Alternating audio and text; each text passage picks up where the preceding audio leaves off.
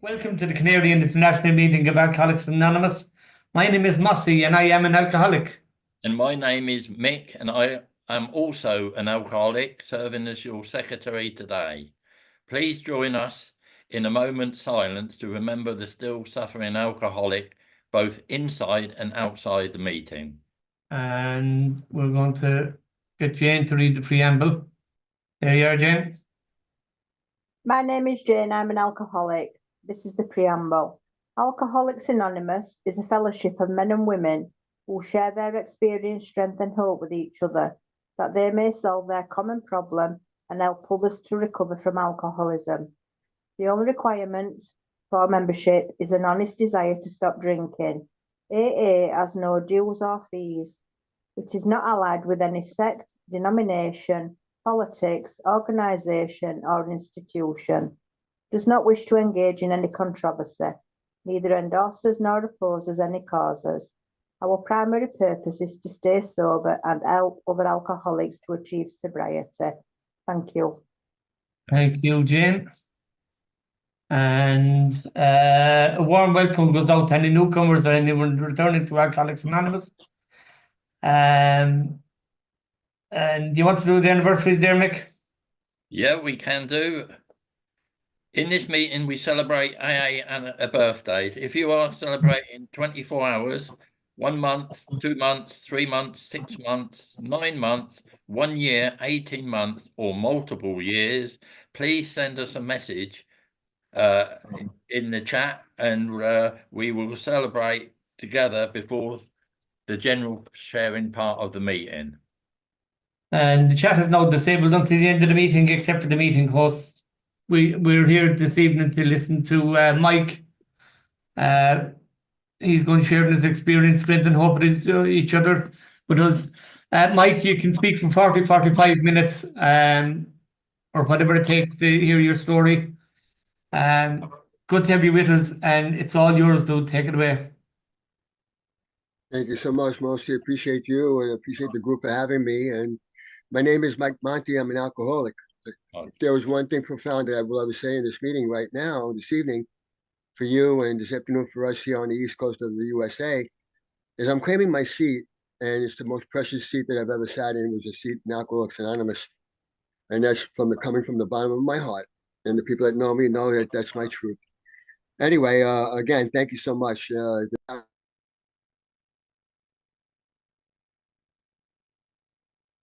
45 minutes. Wow. Oh, I'm glad I got a bottle of water right next to me. But anyway, my story is not unlike many of us, especially near the end. We've all had to go through whatever we went through to finally come to that point of total surrender. My sober date, which is the second most important day in my journey, it was 14 February of 1989. That was the day when I finally conceded. That was the day when I finally admitted. That was the day when I couldn't do it no more because my way stopped working. I surrendered to this disease 100% on 14 February of 1989. Why I say that's the second most important day in my journey, because why? It was ingrained in me to realize how precious today is. So today is, without a doubt, no question, the most important day in my journey. But without one day, I would not have gotten to be here today to share with you all a magical gift that was given to me by a bunch of crazy people from Long Island, New York. Hope. If I could pass on any message to any one of you, there's hope here. If you're not feeling hope yet and you're new and you're having a hard time, I can't tell you that you're not going to have a hard time. My truth is that I wasn't never given a promise that everything is going to be wonderful now you're in AA, Mike. I didn't hear that. I heard the reality of what we're dealing with, which is a very powerful disease. And as my first sponsor came into my life and told me such special things like those words, and then I questioned him. His name is Bobby O'Neill. God rest his soul. I could share his name because he's at the big meeting looking down at me right now, and reminded me before we got started, tell the truth, Mike. Keep honest. To thyself be true. And he told me it may not get any better, Mike. But if you don't drink and you don't drug, just maybe it won't get any worse. And then just maybe you'll start dealing with this life that your higher powers blessed me with.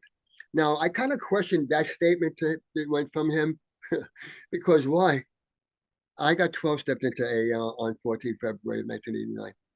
I was homeless. I was walking the streets of Brooklyn, New York, anywhere, any street, wherever it was that I could find my way to get and do whatever damage I could do to me. I tried to do, and I did a pretty good job of doing that one, especially when I became homeless, thinking I deserved every drop of that. That's where the disease brought me. Now my story, it's a roller coaster ride. It's an enormous roller coaster because there were so many ebbs and flows, so many peaks and valleys, so many ups and downs. And then the ups and downs became no more when I fell off the rails later on in life. But anyway, growing up as a little boy, there was some joy there in my family structure because we had a family to have structure with. And then alcohol started infiltrating and having its way, destroying the family structure that it did horribly. So some of these joys I had was the family meal. I have a lot of vowels in my name, so there's a lot of pasta, a lot of meatballs and ravioli in my name. And if you could get where I'm coming from with that, but one thing my grandfather was he made homemade wine that was to die for especially alcohol extreme was we lived with my grandparents and to have a basement as we had. It was my grandfather with all the big wine barrels and the machine, the winemaking machine, and a lot of his calluses from his feet. That might have been the flavor that was in that wine.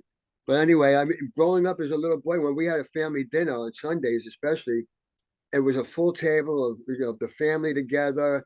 Me and my cousins, I would race. We would have the chore of cleaning up. So as we would have our meal, our salad, and then we would have our meal, and then the espresso would come out along with a few other things that had some proof to it, like 100 proof or whatever. But the wine, you see, the pictures of wine that were all over the table, and us little kids, they would give us like many wine glasses, the bouteille, bouteille de vino. It was like the little baby glasses, but we would have the opportunity to clean the table, right? My grandfather and he was a very intelligent man, and he would slice fruit and put it in the pitchers like oranges and peaches. When I tell you, my apprenticeship started very early, folks. I was told the story. It actually started before this dinner period when I was teething.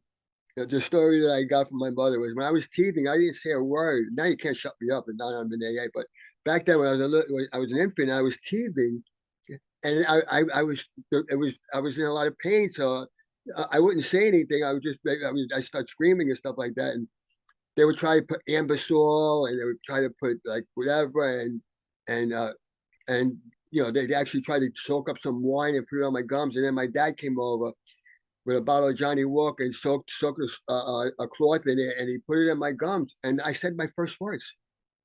So my first words wasn't daddy or mommy or mama or dada. It was more, more. So my mom, everybody's squeal. They're talking Italian to me. Oh, look how cute the view you me. He's saying mama. He said, my dad goes, he's not saying mama. He's saying he wants more Scott. So my apprenticeship started right when I was teething. Okay. So now I'm a young guy, a couple years old, 4 years old, whatever. And we're cleaning up the tables and we're fighting for the fruit. Me and my cousins are fighting to clean up the tables so we could get to the pitchers, so we could take the food out. You want to talk about catching the buzz? When I tell you that those oranges and peaches were mighty tasty, and it wasn't just tasty from the peach or the orange, it was from all the alcohol it was absorbing. So that's my apprenticeship as a little boy. As I started getting a little bit older, I started seeing the horror of alcoholism and experiencing the pain of it all and the distress of it all, and not being. I mean, I was a little kid. I was young, very young. And I'm seeing stuff that just didn't make any sense to me because when Daddy was straight, when Daddy was sober, he was the greatest guy on the planet, and everybody loved him. And as soon as he started drinking, I mean, all of a sudden, everything changed. Like from day to darkness. Everything all of a sudden, the happiness and the joy of it all disappears, and then Daddy became not Daddy. It was just. It's hard to explain, but I mean, I bet you somebody might be able to identify with it. it was like, like we see it in the book, in our big book, it talks about the Jekyll and Hyde. I mean, it was truly Jekyll and Hyde. And it was like, how could he be the greatest man in the world? And everybody's running for cover. I mean, there was many a midnight morning, all hours of whatever. It could be, it could be in the middle of the summer or in the middle of a blizzard that I would have to be awakened and get. My mom would put a winter coat on my back, and just we would have to just run for we would have to run for our lives basically because of the violence that ensued because of alcohol. Now, I can't, I could call myself an alcoholic, and I was brought into AA understanding that I don't have the right to judge anybody. I don't have the right to criticize anyone else that's on this meeting. But I really don't have the qualifications to call my dad an alcoholic because I don't. But I know one thing what happened. It was from the greatest joy of my heart, knowing my dad was a really wonderful man when he was in his right mind. And then when drink took over, and then he had no power over it either, and then he became what he became as violence ensued. So I was just trying to sort this out. Now I'm young, I'm really young, maybe 4, maybe 5, whatever. Um, and I'm trying to sort it out. I'm saying I was getting it. I was starting to add it up. And I said, and I would talk to God a lot. And many a morning, whether it was in my own bed or in some a friend of my mom's house or whatever, and I'd be sitting trying to go to bed, and I try to sleep, and I would talk to God. And I said, "Yeah, God, help me to grow up real quick so I could help fix my daddy. Help me to grow up quick so I can make my family happy again." And those weren't grandiose dreams. That's my truth. I'm speaking from my heart. And because I missed my family structure, and then circumstances would have it as the years went by, and the good people that were in our family, one after the other, they were passing away due to illness, due to cancer and other debilitating diseases. My uncle Ralph was our guardian, and he passed away from bone marrow cancer. Then my grandfather, my dear grandfather, who was a very well respected man in New York City and Brooklyn, especially in the five boroughs, and then he passed away also from the same disease.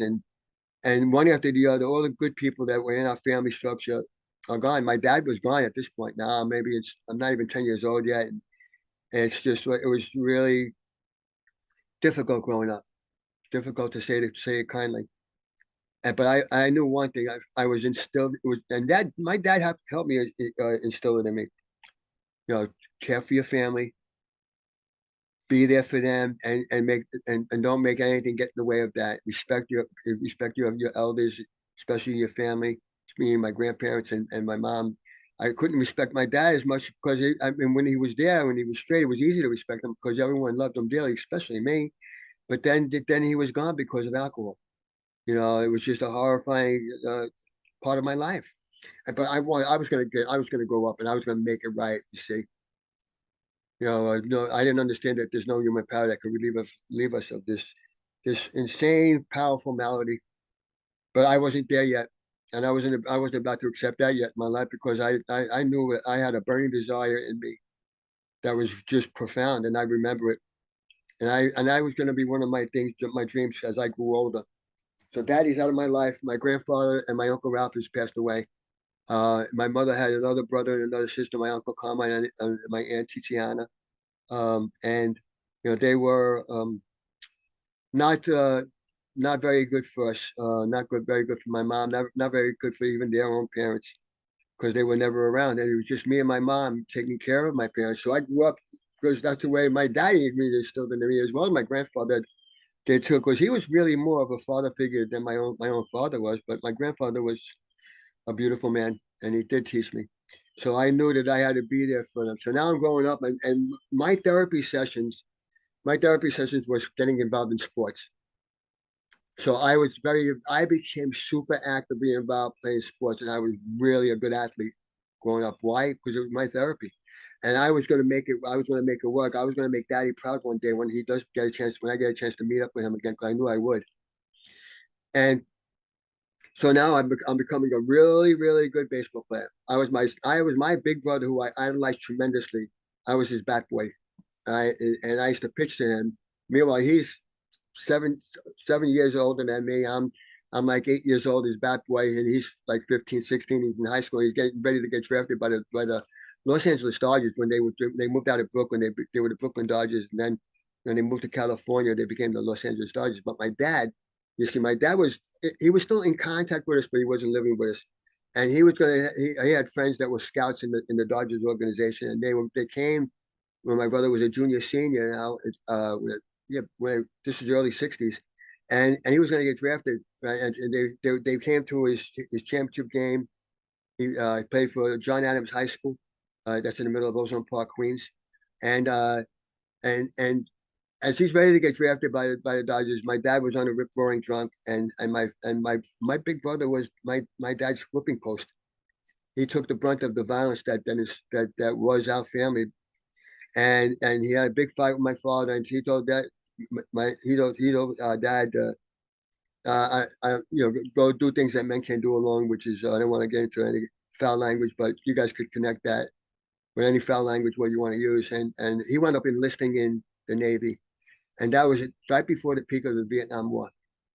My idol, my big brother Joey, he enlisted. He became more of my idol because now he's serving our country here in times of war, and I was going to be just like him. And I was going to take my sports game to the next level. So now he enlists, and I remember one day he came home on leave in his Navy whites, and I was playing in a championship game in Little League, and I hit a ball that was one of the longest balls that was hit in this one park that we were playing in, Centerville Park, and right outside of Aqueduct Racetrack. But anyway, anybody knows thoroughbred racing, right off of Pickett Avenue, and so I hit a grand slam, and my brother's there, and my father's there actually at the same time, and bad things happen because the drinks started taking over after we win this game, and I hit a grand slam, and my brother's there. I'm like feeling the joy of it all, and all of a sudden, an hour later, the joy is gone because the drink took over, and there's another nightmare again. So that came and went. The joy came and went. It was gone. So now my sports activities still kept going because my mom really we were we were really pressed into action to take care of my mom's parents, especially when they got ill. So now I'm in high school. Now I'm not only baseball, but baseball became a second or a third sport for me. I was a dynamite footballer, the United States version of football, but I became a super duper basketball player too. Right. But then what happened at 15 years old, I became a bowler. 14 years old, one of my dad's friends, I go to the bowling alley, and I used to love to watch bowling back then in the mid 60s. And now I'm getting down there, and that my dad was a bowler. And I said, I'm gonna get that. I'm gonna use his ball. I'm gonna use his shoes. I'm gonna take this game I'm gonna take it to the level. Right. And so my dad's friend, he used to hang out there with a racing form in his hand for the races, and he was a very good teacher of bowling. He knew who I was. He came down. He said, "Aren't you Pepe's son?" My dad's nickname was Pepe. He says, "Yeah." He says, "What are you trying to do?" So those things down there called pins. I'm trying to knock them down. He says, "Okay, listen, I'm going to be your teacher. I'm going to teach you how to bowl. As long as you now, here's a little bit of a twinge of AA in here now.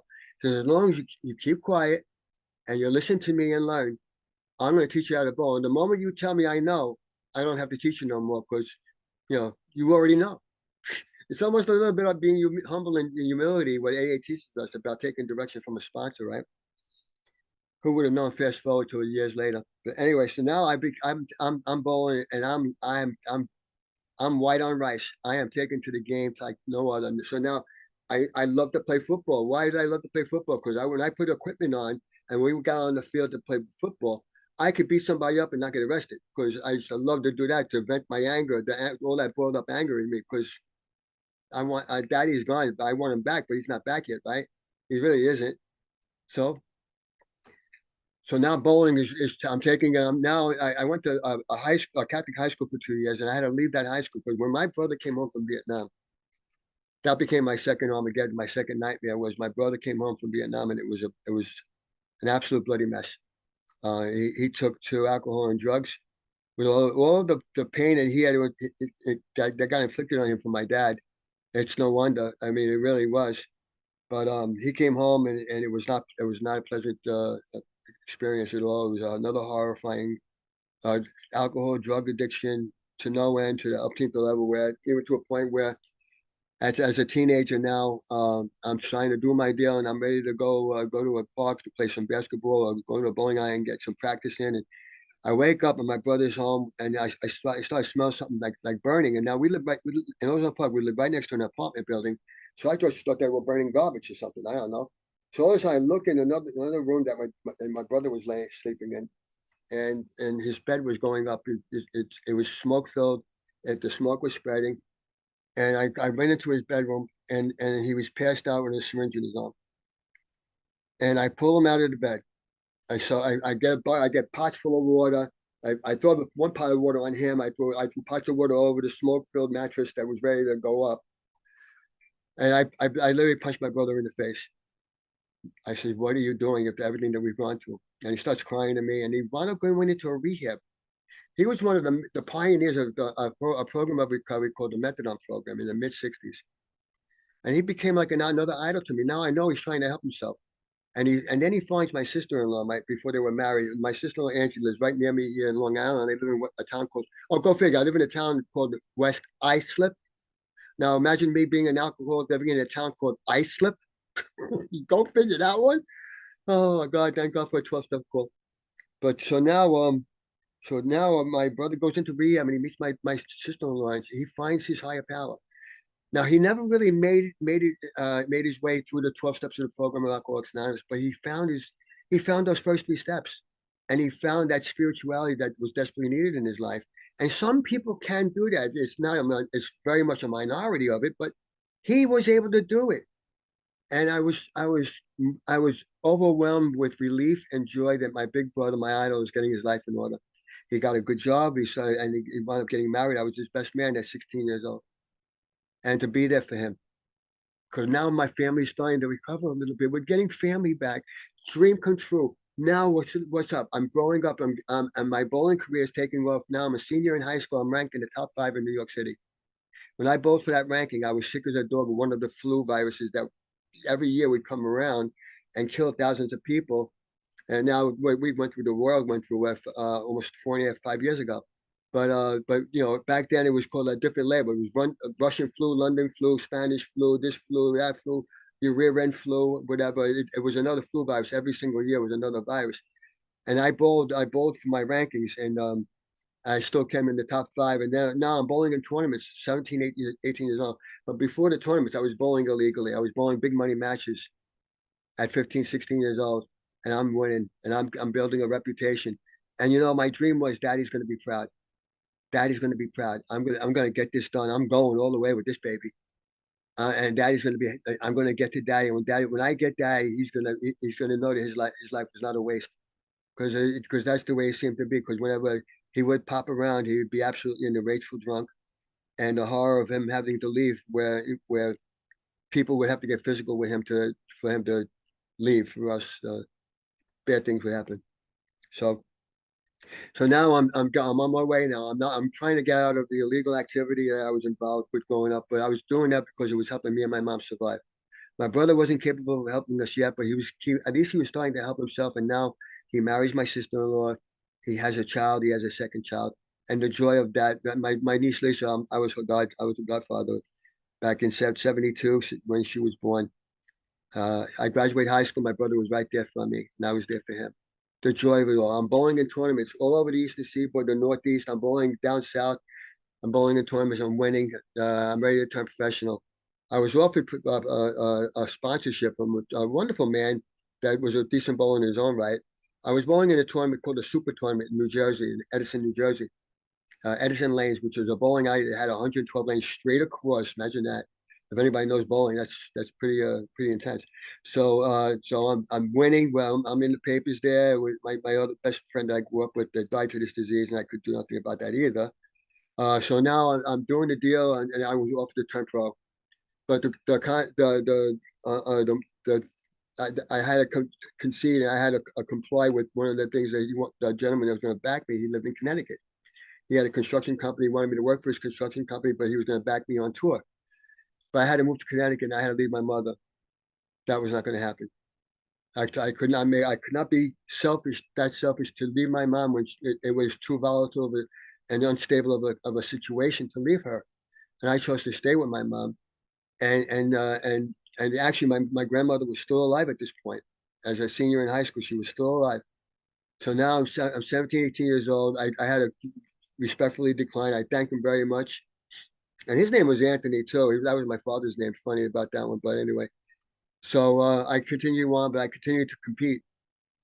And again, there was a motive. There was the people. You know, there was. I went to retreat in Long Island, out east in Long Island. It's a place called Cor Maria, a landmark retreat house for not just people in AA doing Matt Talbot retreats, but retreat house for retired clergy, retired nuns, like people in different spiritual worlds, or if you want to call them religious, you can. But so I remember going to my first retreat there, and there was a little blue and white booklet called the Acceptance Pamphlet. Back then it was a quarter, a dime or a quarter, whatever it was. When I read that, it really made a lot of sense to me because it talks about people pleasing. You know, you could have 20 people in a meeting or 20 people in a room, and you could make 19 of those 20 people happy. But if there's one person that's disgruntled and leaving, it blows your mind. And that was me. You know, so I understand what it was about. You know, and it also it all begins inside, and recovery's got to be inside, and your contact with God's got to be from your heart, not from this space between my ears, which I still call very poisonous. Because I still have bad brain cells up there that wants to remind myself of how I don't deserve being here with you people today to share any experience, strength, and hope. But see what's good about why I consider today the most important day is I surrendered this morning. I surrendered all of me to my higher power. I surrender in each step. Why not? An old timer said, Mike, you know, you can surrender to each step of our program. You don't have to surrender just step one. I went, okay, that makes sense to me. So I do that. So especially for those foundation steps 1, 2, and 3. But anyway, before I even got here, so we're finding our way through it. We're getting by, and then my grandmother dies under bad circumstances. That was one of the snapping points for me because she was on her deathbed when my grandfather died the year earlier.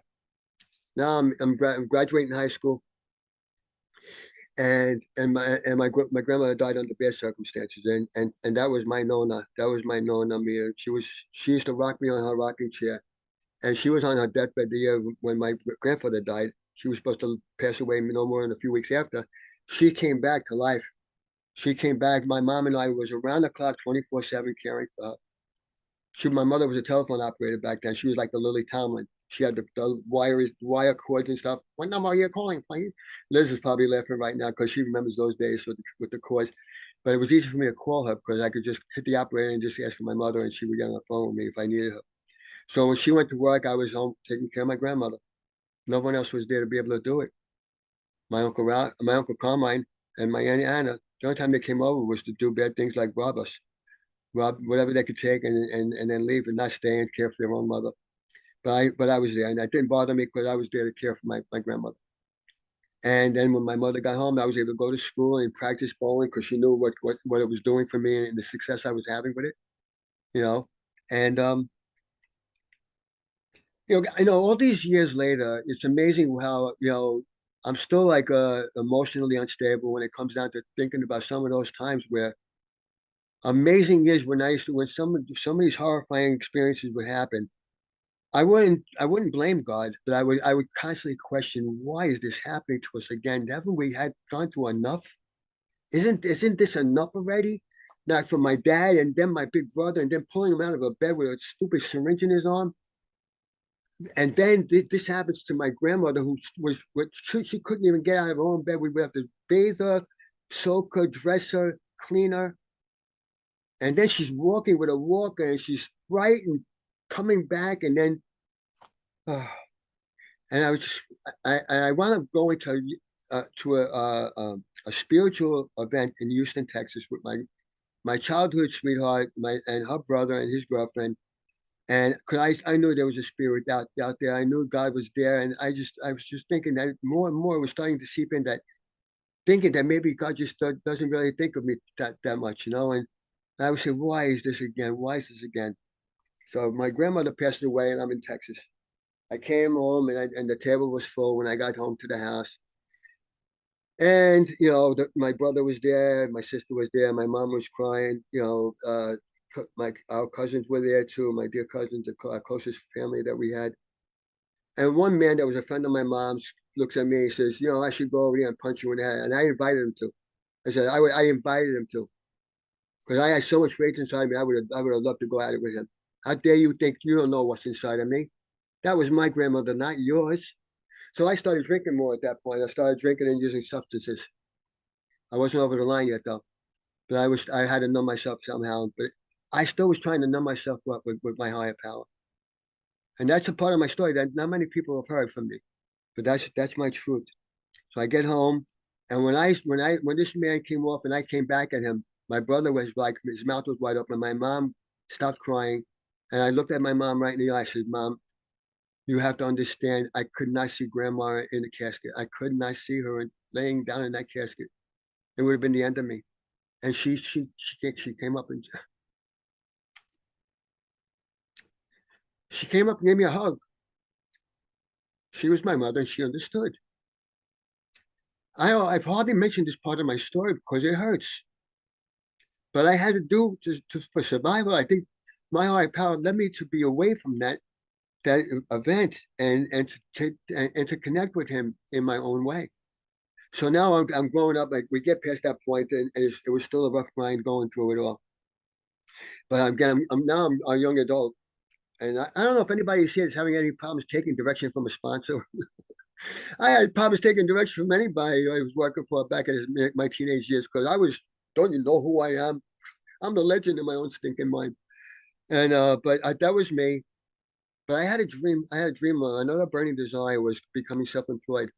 One of the few joys in my life with my father was that that he would take me on these trucks in the airport that was called Idlewild Airport when I was a little boy.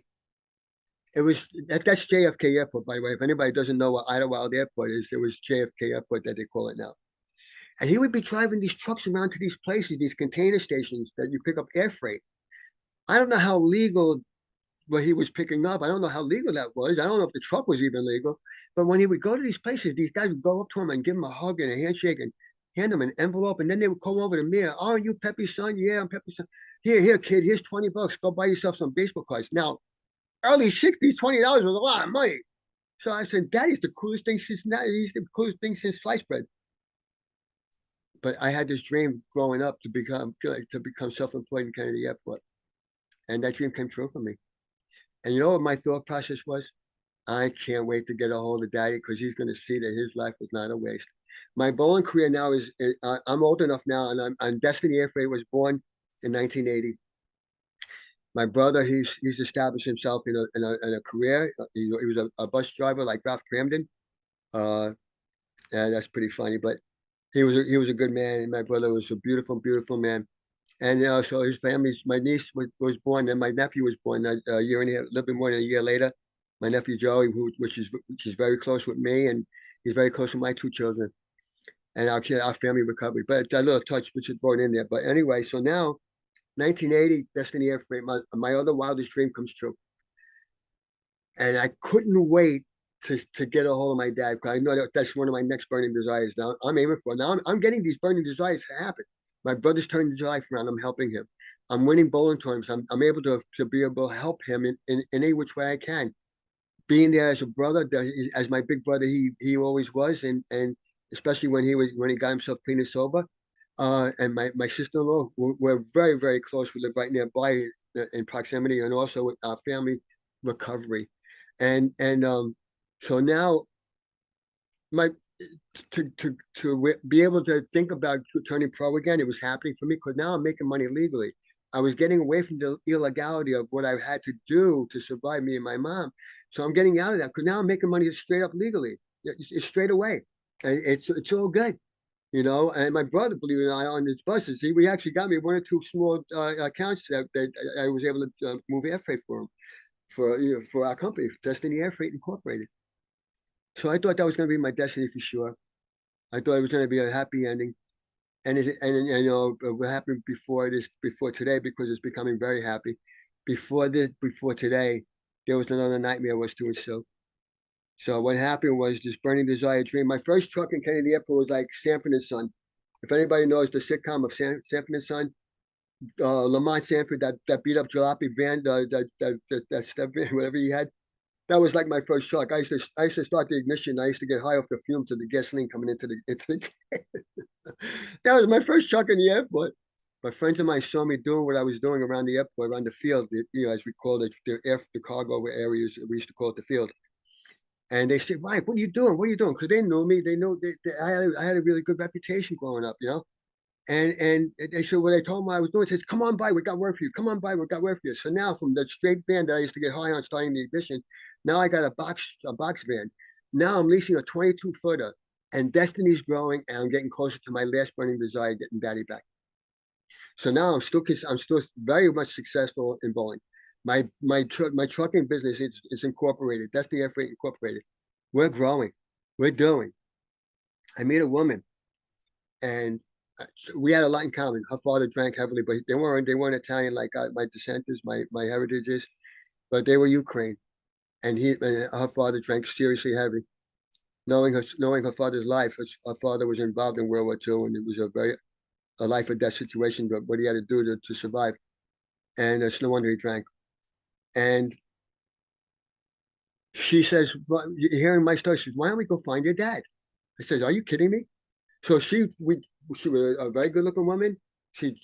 We drank together. We knew how to just do whatever we were doing and stop. We went out and had a blast to go into nightclubs and stuff like that all over New York City, all over the Northeast, no matter where it was. Sometimes we flew to a club, but she goes, let's go find him. So don't you think we drive down Canarian in the heart of Brooklyn, where I thought he might be, because my Aunt Sadie, his sister, my dad's sister, lived down there. So I was hoping maybe he's living with her. And sure enough, he was. And I drive down Caton Avenue, and all of a sudden I look, and I see him walking across the street. And I stop my vehicle, and I run out, and I say, Dad. He turns to me, and I grab him, and I hold him like there was no other. That last burning desire I'm going to achieve now. Daddy, I got you. Daddy, I got you. He starts crying. We start crying. What are you, a wise guy? I said, no, I'm not a wise guy. No, I'm your son. I got you back. Let's go out to dinner. We had 4 weeks, maybe 5 weeks of the most joyous, most profound, joyous, burning desire dreams come true for me. And then the next week happened. I had to call up a candy store to contact my dad to meet him for dinner, because he couldn't afford his own phone because of this brutal disease. They couldn't even afford a landline. So I would call him up, go to Sheepshead Bay, have the most incredible dinner with him, have a drink, have a couple of drinks. Daddy, it's going to be all good now. I showed him my business cards. I said, listen, it's all legal. I'm not a wise guy. I'm just your son, and we're making it happen now. And then week 5 happens.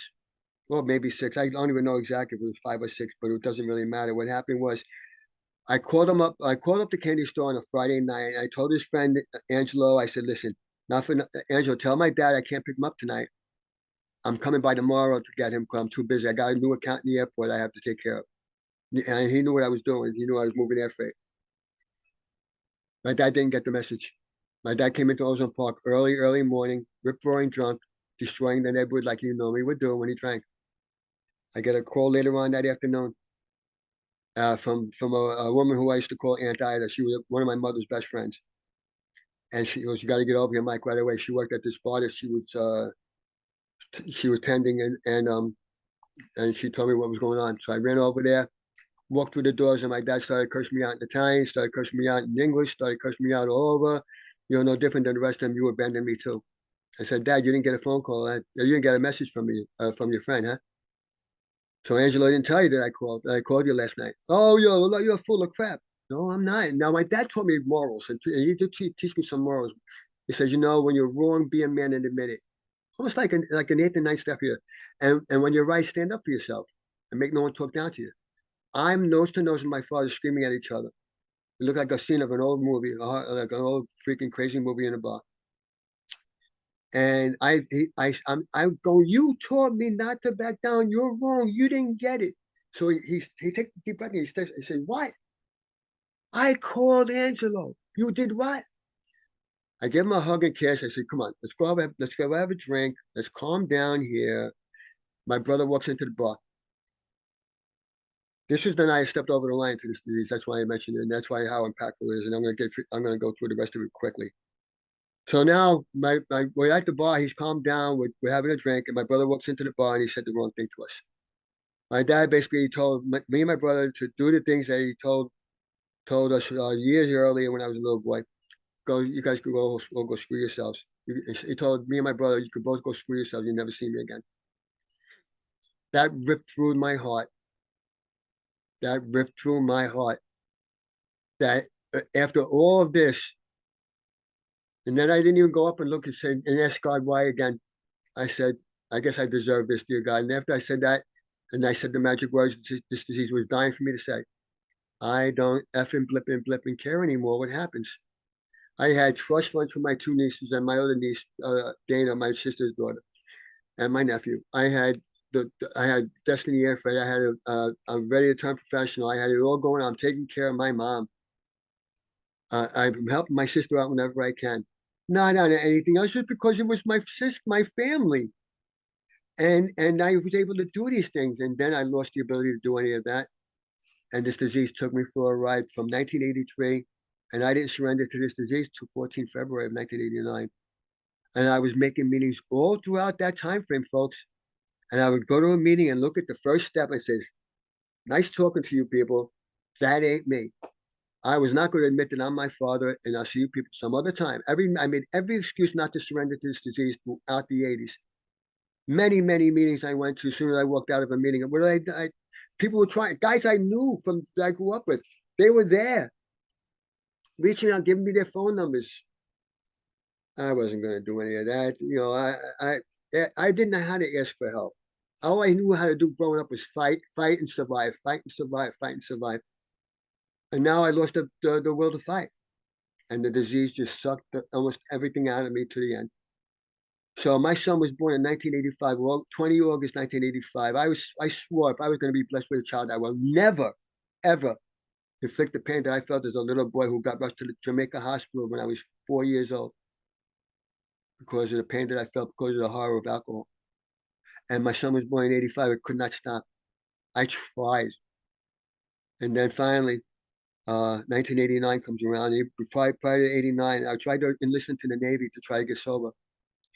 And that didn't work out because my recruiter told me I could falsify entry. He basically lied on my entry form, and they caught on to it, and they sent me home because I falsified entry. I figured if I joined the Navy, maybe that'll help me get sober. And boot camp was good until I came home from boot camp, and then it was lights out. 48 hours, I was broke again. And my Navy whites broke because what happened, I didn't know how to ask for help. I didn't know how to surrender to nothing. And then 14 February comes around. My sister Anna Marie got into the program of AA when my son was born in 85. Now, she had a glitch along the way because of her personal story. That's hers. But she helped me. She tried to reel me in, and that didn't work out. I didn't surrender. They took me like I said, I was making meetings all over the place. I just couldn't surrender until that special morning when I was in deep trouble. You know, because when you're walking the streets in Brooklyn or wherever, and you're walking homeless and you have nowhere to go, you start doing things that you don't really want to do, but I had to do them, right? Or so I thought. So then I called my sister up on that morning, 14 February, and I said, give me somebody to call. I can't do this no more. And she hung up the phone and she told me what my dad told me to do and my brother to do that night in the bar.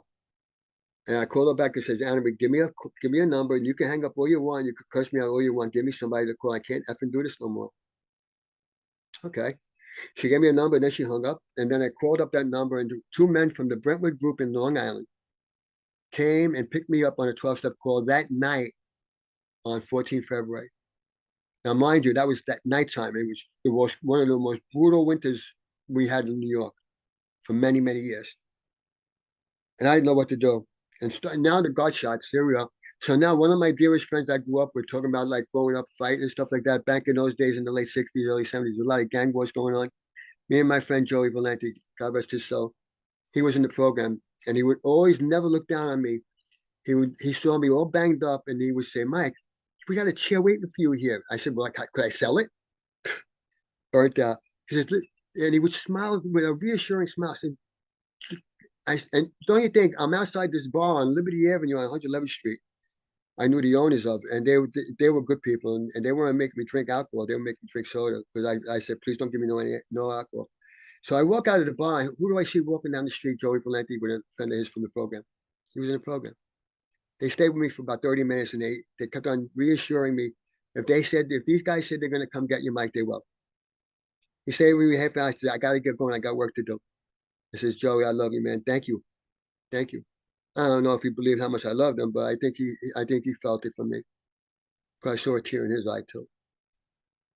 So I stayed, and then it got dark, and then I said, these guys aren't going to come. Why would they pick up a waste of life like me? I'm talking to God. I'm talking out loud.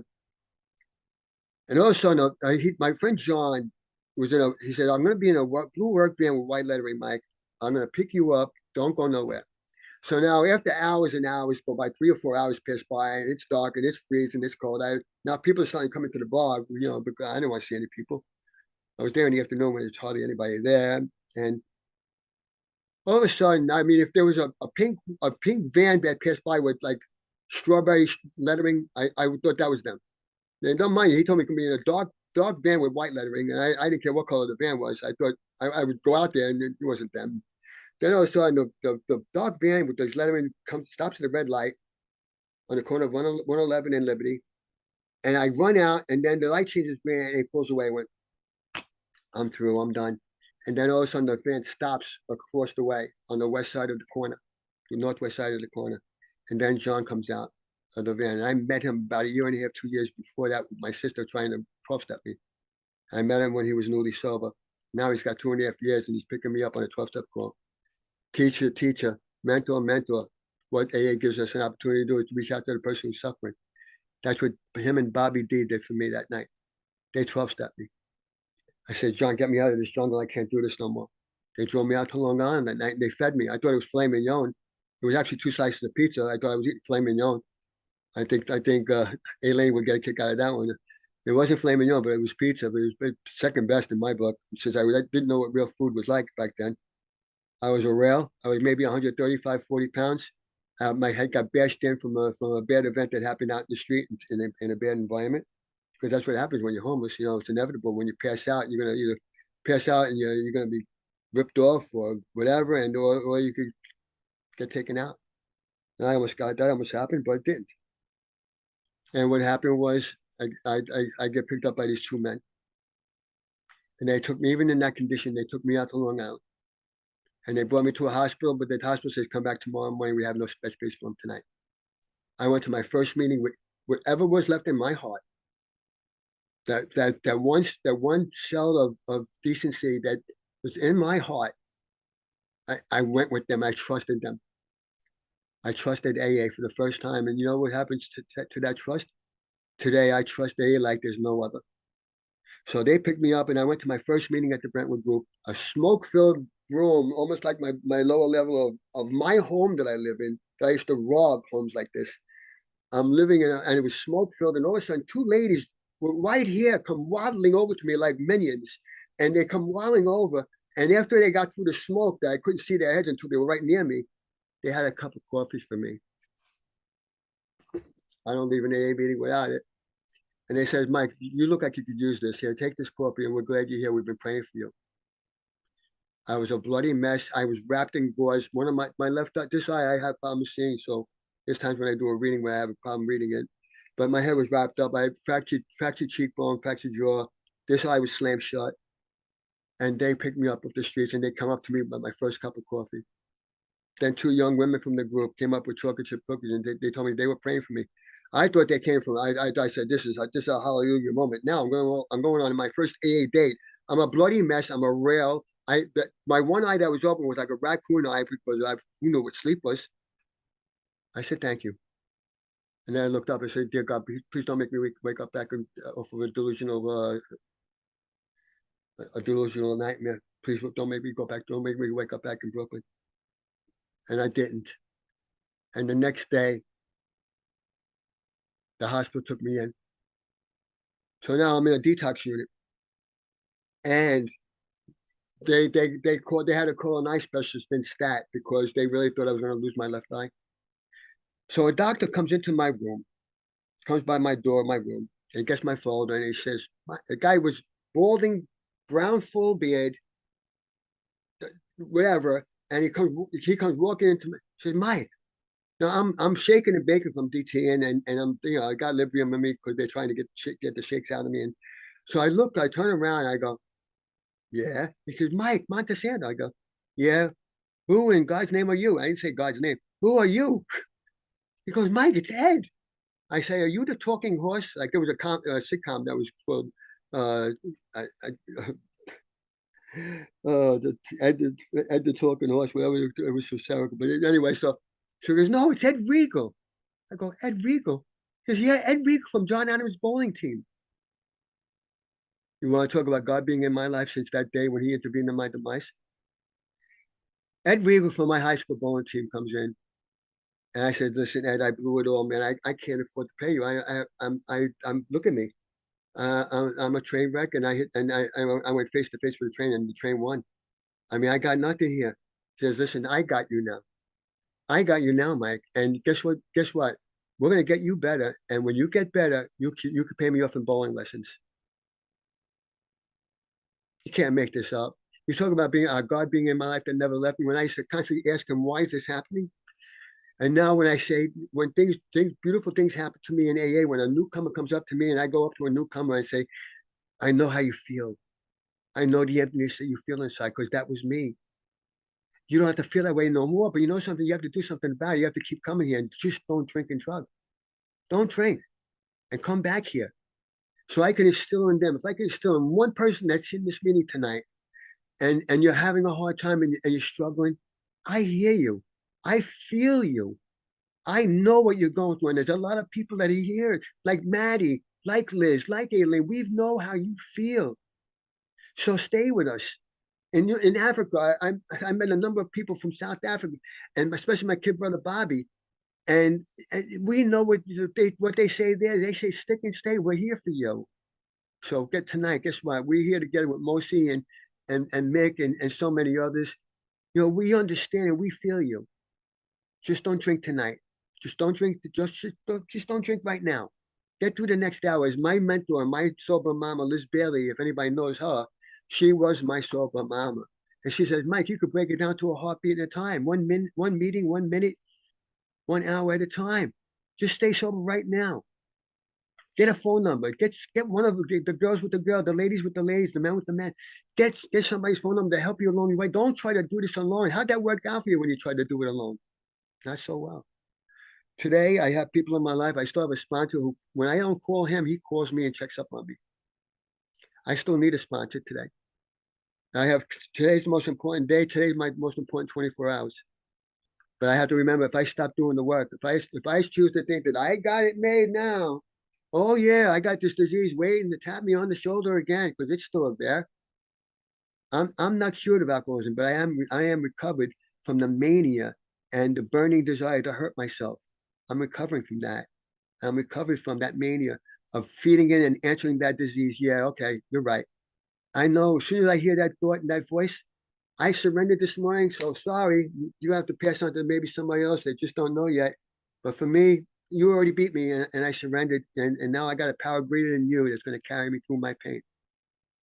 Now there's a lot of joy in my life. And there's the gratitude real quick. Oh gosh, my son was born in 1985. He knew the order of get high.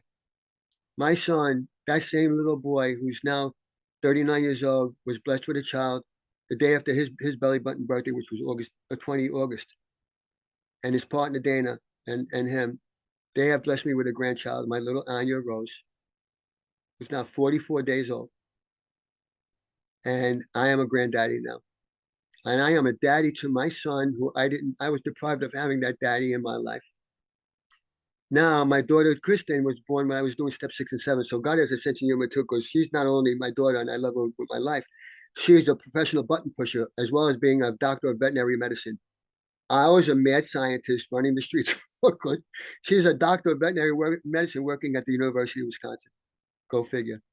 And then she roasted me when she gave me my coin a few years back. And she said, I could roast my dad all I want.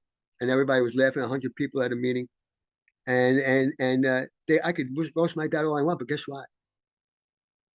If it wasn't for my dad, I would not be able to achieve my goals and my dreams that I'm achieving now. So is there a fringe benefit to staying sober, folks? Yes, there is. Is this guaranteed? No, it's not guaranteed. But if I only, because why? Because the one thing I got to do is I have to stay sober today. So when I'm asked to do service, like Mosi asked me to speak a few weeks back, when my dear gal, I can't speak enough of a language. She spoke here. When he asked me, I could never say no. Hey, how dare I? Did those two guys that 12-stepped me off the street of Brooklyn say no? No, they said yes. So I learned how to say yes. At 99% of the time, I will always say yes, unless it's just physically or health-wise. I'm incapable of doing service, but I'll do service in one way or another, with a phone call or taking a call. So now I have 2 children. My daughter's doing well. A partner, they just moved in together. My son, he has blessed me with a grandchild.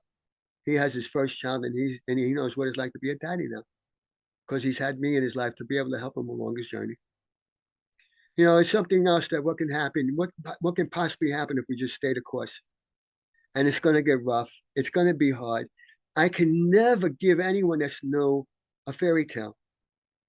But I remember Bobby O'Neill's words. God bless that man. He taught me honesty, raw, gut-wrenching honesty. Said, Mike, understand that this is a very powerful disease. So don't do this alone. Be true to yourself. Stay honest and surrender to this disease on a daily basis. And there's a good chance that things may turn out differently. But left to your own devices, look where it brought you to. Almost out of destruction. So I don't want to go back there again. I have a healthy fear of this disease. And I can say that honestly, and I respect what the disease can do to people, what it did to me. But I surrender. With surrender and turning my life over to Alcoholics Anonymous, and by God's grace, I could be here with you all tonight. To hear women like Maddie, incredible fortitude and perseverance and truth. People like Liz, people like every one of you people in these squares, like Mick. Oh gosh, like Barney, like Mosi. So this is what we have. Is I call AA our worldwide family ship. I do not call Alcoholics Anonymous anymore a fellowship, because we've taken this, because of this platform, we've taken a fellowship to a whole nother level. Now we know people from around the world that are just like us, just like me. I could go to a meeting. It could be in Transylvania. It could be in freaking Australia. It could be here. It could be anywhere. And I'm home. I walk in, I get into a meeting. I log on to a meeting like on this platform. And I just feel right at home. That's a family. So it's not a fellowship anymore to me. So I want to thank Mosi again. Thank you so much, my brother. I appreciate you to no end. God bless you all. Be safe. I hope this made some sense to some of you. If not, please contact me in any which way. I'd love to talk to you some more. But God bless you all. Be safe. And I love every single one. And you ain't nothing that Liz could do about that either. So that's enough out of me. God bless you all. Be safe. Thanks, Mike. It was good to have you here. Thanks for coming there. Thanks for your service. And I got so much from your story. I'm lucky I got sober as well, Jordan. We got sober the same year, class of 89. You can't beat it. And I've been given a life beyond my wildest dreams. I have 4 kids. And sorry, Mike, but I beat you. I have 6 grandchildren, and they all think I'm nuts. And I prove it to them on a daily basis. And I just love the fact that I learned how to be a father. I learned how to be a grandfather. And I learned how to be a husband to my wife. I also learned how to be a son to my parents in sobriety. And the gifts I've been given, you can't buy them. And no matter where I go, I'm surrounded by love. And Mike, it's a pleasure to have you here with us. And thanks so much. I know I enjoyed it. I know other people did. And I know Mick the Ferret wants to come in there. My name's Mick and I am an alcoholic. And by the grace of God in this fellowship, I don't need to take a drink today. Mike, brilliant. I loved it. I loved what you said. My drinking was completely different than yours, but we end up in the same place. And like you said, when I came in, they said, Mick, if you don't drink, it'll get better, but don't confuse it with easier, because it wasn't.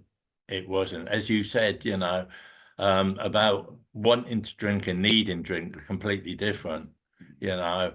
And I used to do it sometimes, a job at a time. I'll have a drink after this job, you know, because I worked in a brewery and we're supposed to fix the lorries and that, you know. But in Alcoholics Anonymous, you people, you've shown me how to stay sober one day at a time, you know. And that's most, see, it's not important how long we've been in AA, but it is important what we do today, you know. And you shared about, you know, the newcomers, you know, it's always a two-way thing. When I talk to a newcomer, you know, I get as much out of it because they are reminding me of where I came from, and I love it. And you know, I've lost all my brothers and sister and my wife since I've got sober, have died, you know, but they're not gone. I remember. See, they've all died in sobriety while I was in sobriety, you know, and they've all been gifts to me. You know, I don't mourn their deaths. I just think they were a gift that God gave me in life. You know, and this fellowship is something special to me. And when my wife died, you know, she was at Al-Anon for 40 years. And my mentor, I've not got a sponsor. I've had 4 sponsors and they've all died. And so this one's my mentor, you know, and he's been around a little bit longer than me. And when my wife died, I went in straight to the meeting. And the first thing he said to me was, one day at a time, Mick. You do it one day at a time. And that's what I do, you know. And God bless you all, because it's you people that keep me sober. Yeah, I'd just like to thank our timekeeper, Philip, the other co-host that's with us. Thank Mick for not screwing it up too badly this week. And of course, thank you, Mike, for joining us. And that's it, Mick. Right. The yellow card. Who you see here? What you hear here, When you leave here. let it stay here. Good man, Mick. Sure. Chat will be enabled as we close the meeting. And Mike, could you lead us out with the serenity prayer? Thank you very, very much. One of my mentors from that Brentwood group would always say thank you to the group. I'd asked him to speak. His name was John Moore. God bless that man's soul. And he would say this. He said, you know, I may not be what I should be, and I might not be what I could be. But thank God, and AA, and every single one of you people, I'm not what I used to be. So let's have a moment of silence for all those that are suffering, all those that are struggling in and out of the rooms. And then we'll close with the serenity prayer. Can we do the full version of the serenity prayer, Mosi? Is that okay? If you want to do it, you have the control there, dude. Oh, I mean, I have control issues. I have control of that. Oh, my Lanta. Oh God.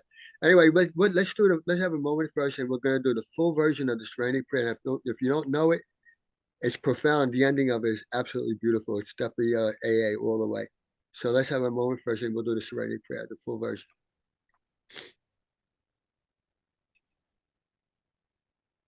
All right, here we go. God, grant me the serenity to pursue the things I cannot change, and wisdom to know the difference. living one day at a time, enjoying one moment at a time, accepting hardships as a pathway to peace, taking as he did this simple world as it is, not as I would have it, trusting that he will make all things right if I surrender to his will, so that I may be supremely happy with him in this life and supremely happy with him in the next, forever and ever. Amen. Amen. Well done, Mike. Thanks a million. Thank you.